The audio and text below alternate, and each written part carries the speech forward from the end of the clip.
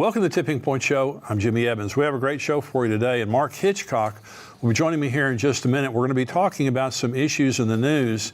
There is a growing rift between the Biden administration and the Netanyahu administration. This is increasingly in the news, talking about just some hostility that exists between President Biden and Prime Minister Netanyahu and the pressure that we're putting on them to stop the war in Gaza and also to enter into a two-state solution. This is a big issue that Mark and I are going to be talking about. We're going to be talking about NATO. We're going to be talking about Jordan. We're going to be talking about different things that are happening that you need to know about. We're also going to be answering some questions. We're going to be answering a question about, could the Antichrist be Islamic? And this is a big deal. It's a big question that needs to be answered. We're also going to be talking about China. Could China be the 200 million man army talked about in Revelation chapter 9? We're going to be talking about the false messiahs. Jesus said false messiahs would come before he came again, and we're going to be talking about, is that true? Wouldn't Israel need a more orthodox government in order to move forward with rebuilding the temple and the sacrifices? We're going to be talking about that. And also, since the U.S. is judged related to Israel in a two-state solution, doesn't God also judge Saudi Arabia and other nations in a similar manner? So we'll be talking about things in the news and also be answering questions. Welcome to the Tipping Point Show.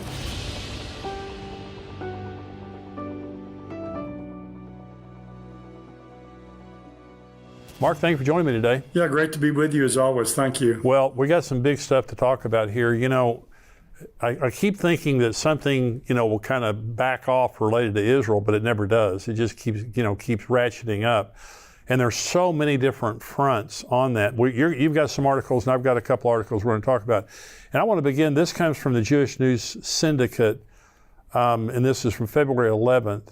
And the headline here is "Disagreements Over War Driving Biden Toward Breach with Israel."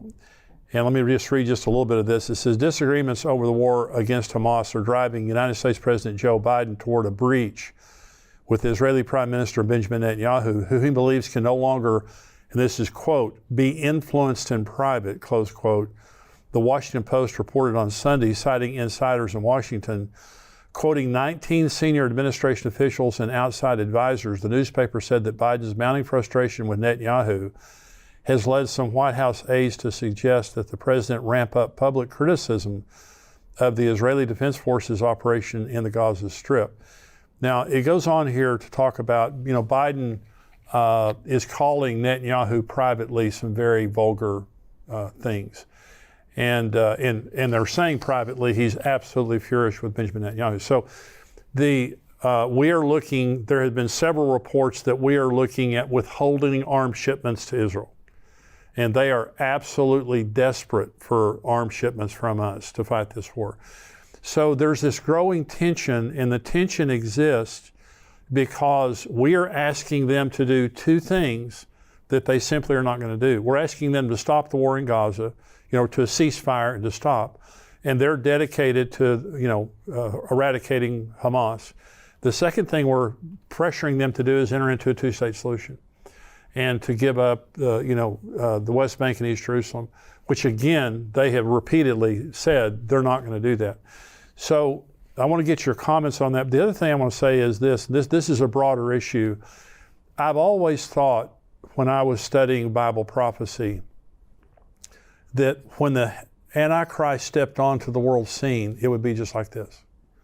That there would just be this impasse between Israel and the rest of the world, and that there would be this answer man that steps on the scene. Of course, we have no idea when the Antichrist is going to show up.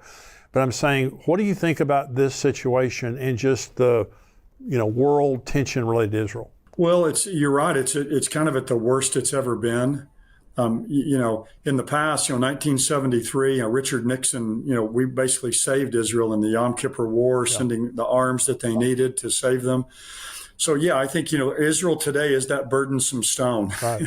that Zechariah talks about, that no one can lift. I think the word used is really good. There's an impasse there. And so even the United States, who's been the closest ally and friend of Israel, many people are calling on the Congress to make Israel make all kinds of concessions, then to receive arms and to receive aid, which we've never placed these strings on that before. And so I think hopefully in the Senate and the House there are enough supporters of Israel there that some kind of aid package can be passed, and that President Biden can be forced to sign that and not veto that.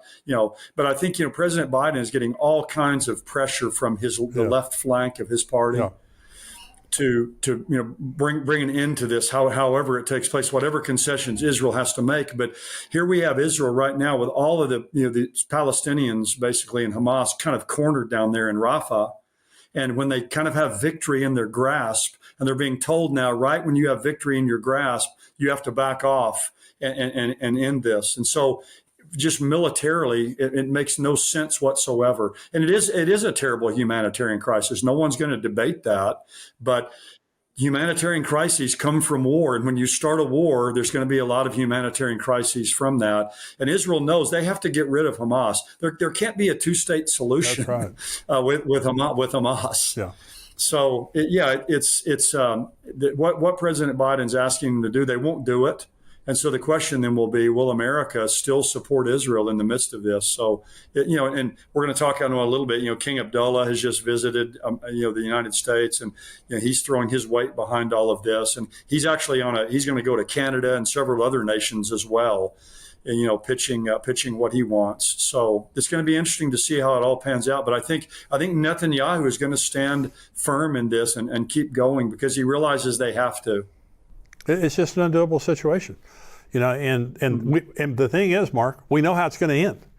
The thing about Bible prophecy is we know that ultimately the world is going to march against them. I mentioned on something I did on Monday that the special reporter for the United Nations, an employee of the United Nations, has again denounced Israel and said that the Jewish people who were killed on October 7th were not killed because they were Jewish, but because they were oppressors. And this is the world position related to Israel is, in spite of what Hamas did on October 7th, that they're oppressors and they have to be eradicated. The view of, I think, most Muslims and most Arabs is the state of Israel has to be eradicated. You've got an article there too. Well, yes, I thought we'd kind of maybe move over to the King Abdullah. He just was at the White House. I know you have something on that, some things on that as well. But that was really interesting, because Jordan is one of the two nations before all the Abraham Accords came about that has peace with Israel. Egypt in 1979 and then Jordan in 1994. And Jordan has the jurisdiction over the Temple Mount. Now, Israel has soldiers up there, but they have jurisdiction over that. The Waqf has, leadership there. So, Jordan's a key player in this. They're not a powerful country. They don't have a powerful military. They don't have oil assets, but they're a key player. But I thought it was interesting. King Abdullah, he did do one thing that most others haven't done. He did criticize Hamas's October 7th terror onslaught in southern Israel. So that's one thing that he did right, and I want to give him props for that. Yeah. He's one of the few Arab leaders who's done that. Yeah. But then, it kind of gives on one hand and then kind of takes away on the other hand. He says that, there has to be a 6-week ceasefire, which again, right when Israel's got victory kind of in their grasp, they have to stop, which we wouldn't do that. We wouldn't want another nation telling us how to run a military operation. And the other thing is, and this is just like on a loop reel over there. They just over and over again, a two-state solution, but not just a two-state solution, but pre-67 borders, which means then, of course, Israel in 1967 took the Sinai Peninsula. That in 1967 and 1979 was given back to Egypt. They took the West Bank and Gaza. That's been given to the Palestinians. And they took the Golan Heights, which Israel still has control over. And Israel cannot give up control of the Golan Heights. No. Anybody who's been to Israel, that's the high ground right there to the east and a little to the north of the Sea of Galilee. It's a strip of land 40 miles long and 12 miles wide. In Israel, if they give back the Golan Heights, they're going to be committing national suicide. They can't give it back. And so, that's a non-starter for Israel. And we have to remember those borders back that were established in 1948 called the Green Line really weren't the borders of nations. They were just placed really there by the United Nations as just kind of placeholders. And Israel is not going to go back to pre-1967 borders. They may at some point in time be open to some kind of two-state solution. But the problem is with all of this is there was a two-state solution in 1948. There were borders that were drawn, and Israel accepted the two states, and the Arabs did not. They attacked Israel in 1948. Five nations came against them. That's right. And they've never accepted that, and Israel has. And so it's a lot of revisionist history. But again, I'll give props to King Abdullah for saying that that October 7th was bad, was an atrocity. But again, he's going to be going around the world pushing this two-state solution, pre-67 borders. That's their diatribe. That's their line, and they're sticking with that. And America cannot be pushed into a place where we push Israel to do that, because Israel can't do that. And as long as they have the government they have now, they won't do that. Well, a couple of things. One is people need to understand if the Palestinians become a state, a recognized state. Now, the Biden administration is saying it would not be militarized. Well, Mark, anytime Iran has the opportunity to pump weapons in, they're going to do it, just like they did with the Gaza. So number one. But number two is if they become a state, all the Jews have to leave. They have about 500,000 Jews on the West Bank, 200,000 in East Jerusalem. All those Jews have to leave. They lose their homes. Okay, that's number one. Number two, and you said it right, there was a two-state solution offered in 1948. The Jews accepted it, the Arabs didn't, and they all, surrounding nations, attacked Israel in their war for independence. The reason for the 1967 Six-Day War is they were using the West Bank, they were using East Jerusalem, they were using Gaza, and they were using the Golan Heights to attack Israel all those years. And so Israel took that ground to keep from being attacked, and the Sinai Peninsula. So Israel took all that land to protect themselves. Now, what we're saying, and even after Hamas, and I said this, I think I said it last week on the show, but Mark, there's only 5% of the Arab population in the Middle East that supports Israel being a nation. 95% want Israel wiped out. And in an election today, Hamas, they're rock stars. See, we see Hamas as terrorists and thugs and all that. In the Arab world, they're rock stars. And what they're saying is, if a free election was held today in the West Bank among the Palestinians, they would elect Hamas to be their leaders. They're not the Palestinian Authority, they want Hamas. So what we're saying right now, and this is how Israel hears this, the Palestinians do not want Israel there. Benjamin Netanyahu said the only difference between Hamas and Fatah and the Palestinian Authority isn't whether we should exist. They all want to get rid of us. It's just how to get rid of us. Okay, that Hamas is just more in your face, kill the Jews. But the Palestinian Authority, they want a state, and then they want to use that statehood to get rid of Israel, to do what they've done before. So what we're asking them to do historically is insane. It's insane. And it just completely ignores October 7th. Well, they view themselves, and they're viewed in the Arab world, as freedom fighters, not as terrorists. That's right. Israel's oppressors, they're occupiers. In fact, King Abdullah, when he's there at the White House, referred to Israel's with the West Bank and with Gaza as a 70-year occupation. Yes. So even King Abdullah, who's the most moderate leader in the Arab world, says it's a 70-year occupation. So they're occupiers, so they can be pushed out. Really, when you think about this, though, the last thing that Palestinians should want is their own homeland, a two-state solution, because once they're recognized as a nation, if they do anything against Israel, then Israel can wipe them out. Yes. Yeah. Because it's a nation versus a nation. Yeah. So really what they're asking for is not really in their own best interest either, I don't think. They see it that way. But, now they can kind of plead this idea that we're being occupied, we're being oppressed. Once they have their own nation, that argument goes away. I didn't think about that. And Israel could then, because when a nation attacks another nation, and you obviously can go defeat them. So they're really, what they're doing, it's against their own interest, but it just shows again, the satanic nature of all this. Yes. It's confused, it's chaotic. There's one driving force behind this, and that is a hatred of the Jewish people. And we just see it manifested in all these various ways.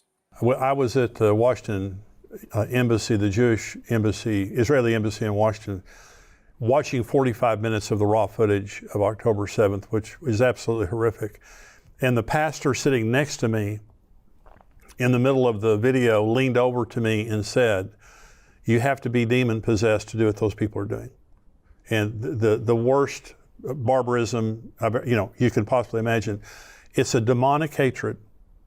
That's what anti-Semitism is. So I've got this article too about King Abdullah, and it says, this is from the Jerusalem Post. It says, Biden, during his remarks, recognized the Hashemite kingdom's special role as the custodian of the holy sites in Jerusalem. King Abdullah also spoke of Jerusalem and the Al-Aqsa Mosque compound of the Temple Mount as he warned against Israel actions at that site, which is the holiest one in Judaism, the third most sacred site to Muslims. And the reason that I picked this article out, those particular remarks, is Israel's getting nothing. There's no concessions related to the Temple Mount. In other words, they're saying, Jordan, you're the custodian of the Temple Mount. Israel, you stay off the Temple Mount. You get no concessions on the Temple Mount. You get no concessions related to Gaza. Give Gaza back, let the Palestinian Authority run it, enter into a two-state solution. And pre-1967 boundaries, Israel gets nothing out of the deal except to be forced into a situation that empowers their enemies. That's all it is. And Hamas, if they stop now, Hamas will reconstitute. And they're already reconstituting in the West Bank, I believe. But it's just something that when you look at it, Israel gets nothing, everybody else gets something, Israel gets nothing.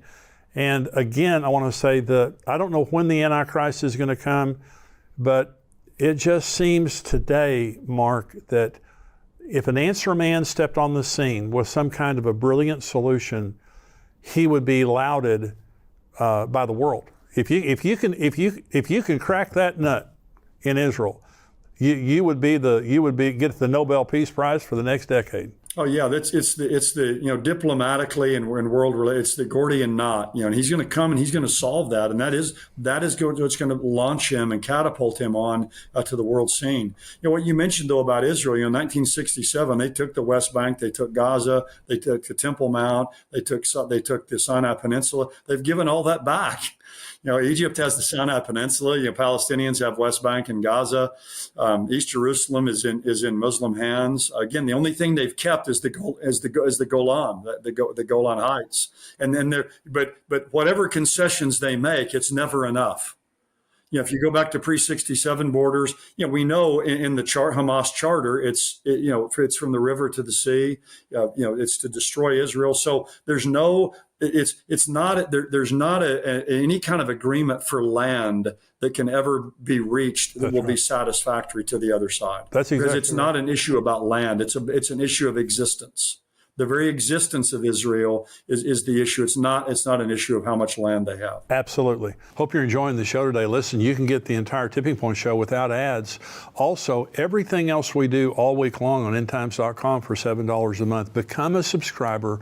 You need this information, such a critical time in human history for us to understand what is going on in light of Bible prophecy, to stay encouraged and educated in these critical times. Become a subscriber for $7 a month. And this is kind of shifting gears a little bit, but we've been hearing a lot here recently about the EU and NATO. President Trump's made some statements recently about NATO and how the nations there aren't contributing enough. But one of the things that's happened as a result of Russia's invasion of Ukraine is that Europe has been getting stronger. There's an article that I've got here from Reuters or from World News. It says, here's what to know about Sweden's bumpy road toward NATO membership. And so you have the EU. There's 27 nations in the EU. There are 31 nations currently in NATO, and Sweden, when they're added, will be number 32. But after when Russia invaded Ukraine, both Finland and Sweden couldn't get to NATO headquarters fast enough to apply for membership, because Finland has a long border with Russia. And what's fascinating is, for Sweden, 200 years they've ruled out seeking NATO. They've been neutral. They've stayed out of all these things. But Finland was admitted last April to NATO. Sweden was held up by Turkey because everybody has to agree. Turkey and Hungary were both holding that up. Well, Turkey now has agreed. They believe Hungary will agree here very quickly. So Sweden will be the 32nd nation to be admitted to NATO. And so Europe really is getting stronger. And I know, people used to hold this view, and a lot of people have abandoned, but I still believe that there's going to be a reunited Roman Empire, a reunited, a revived Roman Empire. Because in Daniel 2, you have those empires of Babylon, Medo-Persia, Greece, and Rome.